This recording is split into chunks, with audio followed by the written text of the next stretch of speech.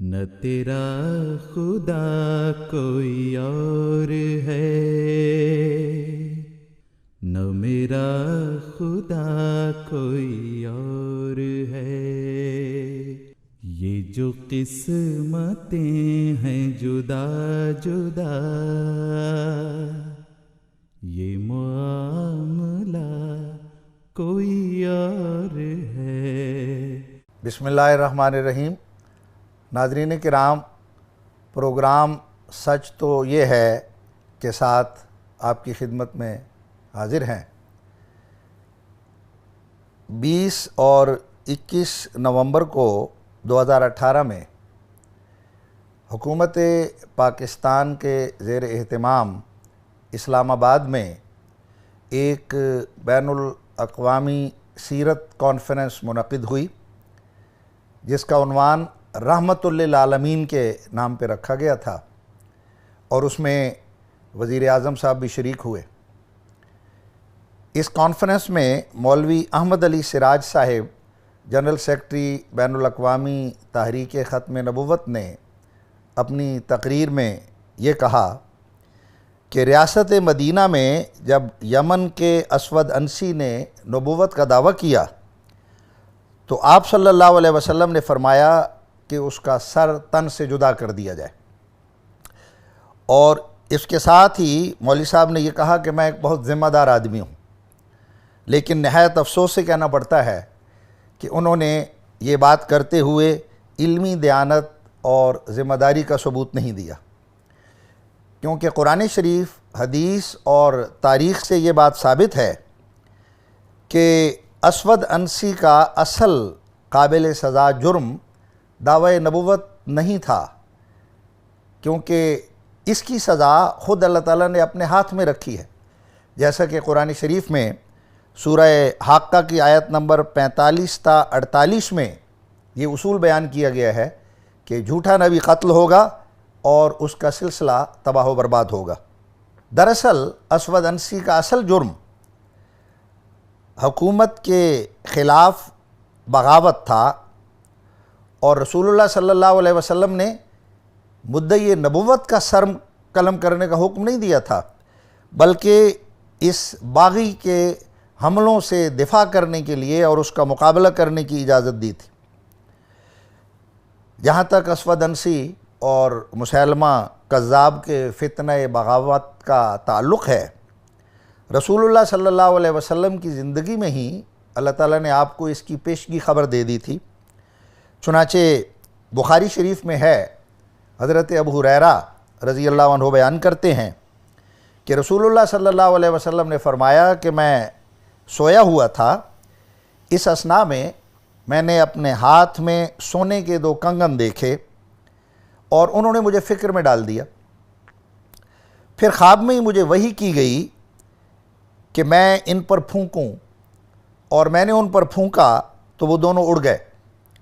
میں نے ان سے 2 جھوٹے شخص مراد لیے جو میرے خلاف خروج کریں گے اور میرے بعد ظاہر ہوں گے، ایک انسی اور دوسرا مسیلمہ کذاب یمامہ والا۔ اسود انسی یمن کے مزہج قبیلے کا فرد تھا، اور اس کا اصل نام اہلا بن کعب تھا۔ مورخ ابن اسیر کے مطابق حجۃ الوداع 10 ہجری میں اسود انسی نے اسلام سے مرتد ہو کر پہلے نبوت کا دعویٰ کر دیا، جس میں یہ مختلف کرتب اور شعبدہ بازی کی باتیں لوگوں کو دکھاتا تھا، اور قبیلہ مزہج اس کا پیروکار بن گیا۔ چنانچہ اس نے یمن کے اسلامی حکام کو یہ دھمکی آمیز خط لکھا کہ تم لوگ ہمارے ملک میں گھس آئے ہو، اس علاقے کو جس پر تم نے قبضہ کر لیا ہے ہمارے حوالے کر دو، اور جو کچھ تم نے جمع کیا ہے وہ ہمیں دے جاؤ، کیونکہ ہم اس کے حقدار ہیں اور تم کو کوئی حق نہیں۔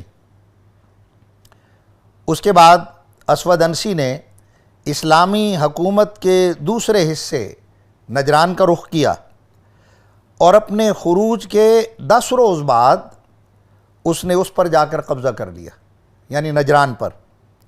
اور مزہج قبیلے کے عوام اس کے ساتھ ہو گئے۔ یہ تاریخ طبری کا بیان۔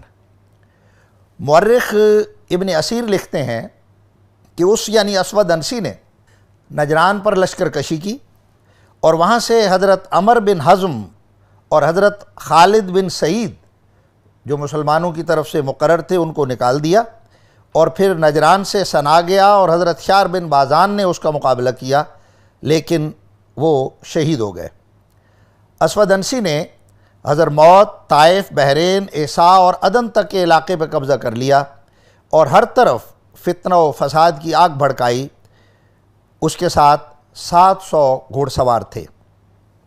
الغرض اسود انسی کا اسلامی علاقوں پر قبضہ، مسلمان حکام کو وہاں سے نکال دینا، حاکم صنعاء حضرت شہر بن بازان کا قتل کرنا، یہ اسلامی حکومت سے کھلم کھلا بغاوت تھی۔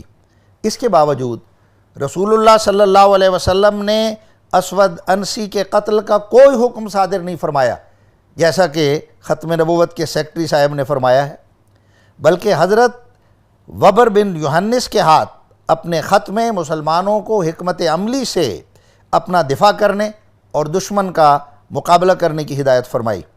چنانچہ مورخ طبری لکھتے ہیں کہ وبر بن یوحنس رسول اللہ کا خط لے کر ہمارے پاس آئے۔ اس خط میں آپ نے ہمیں حکم دیا تھا کہ ہم اپنے دین پر قائم رہیں اور لڑائی یا ہیلے سے اسود کے خلاف کارروائی کریں۔ ابن اسیر کے مطابق بالآخر فیروز نے حکومت اسلامی کو کہ اس باغی کو قتل کر دیا۔ اس تمام واقعے سے یہ ظاہر ہے کہ اسود انسی کو محاربت اور بغاوت کی وجہ سے قتل کیا گیا تھا۔ تو ریاست مدینہ نے آج سے 1400 سال پہلے حکومت کے باغی کے ہلاکت کا جو یہ کردار ادا کیا تھا، اس اسلامی حکومت نے دیگر مذاہب کے ساتھ ایک میثاق مدینہ بھی باندھا تھا، جس میں ہر مذہب کو مکمل امان اور آزادی دی گئی تھی، حتیٰ کہ یہود کو بھی کھلی آزادی تھی، اور ان کے ساتھ یہ معاہدہ تھا۔ آج کی اسلامی ریاست مدینہ کو اسی کی پیروی کرنی چاہیے۔ تاریخ ختم نبوت کے جنرل سیکرٹری سے ہمارا یہ سوال ہے کہ اسود انسی کے ساتھ انہوں نے جو بانی جماعت احمدیہ کو تشبیہ دی تو کیسے دی؟ وہ تو بغاوت کی سزا میں مارا گیا اور ہلاک ہوا، اور حضرت بانی جماعت نے تو تبھی موت سے وفات پائی۔ آپ نے اپنے دعوی الہام 1882 کے بعد سے لے کر 1908 تک ایک لمبا عرصہ سنت نبوی کے مطابق گزارا۔ اگر آپ کا دعوی الہام جھوٹا تھا تو قرآنی اصول کے مطابق آپ کا انجام بھی اسود انسی یا مسیلمہ کذاب جیسا ہوتا، جیسا کہ مولوی ثناء اللہ صاحب امرتسری نے بھی لکھا ہے کہ نظام عالم میں جہاں اور قوانین خداوندی ہیں، یہ بھی ہے کہ کاذب مدعی نبوت کی ترقی نہیں ہوا کرتی بلکہ وہ جان سے مار دیا جاتا ہے۔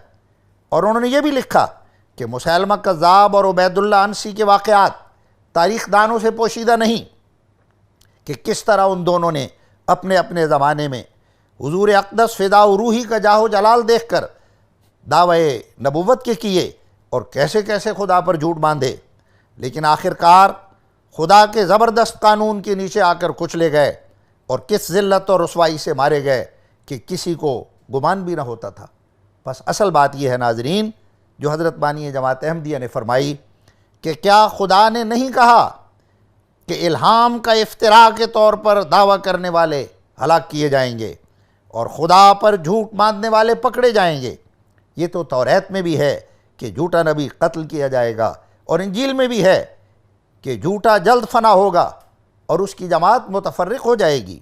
کیا کوئی ایک نظیر بھی ہے کہ جھوٹے ملہم نے جو خدا پر افتراء کرنے والا تھا، ایام افتراء میں وہ عمر پائی جو اس عاجز کو ایام دعوت الہام الہی میں ملی؟ بھلا اگر کوئی نظیر ہے تو پیش کرو۔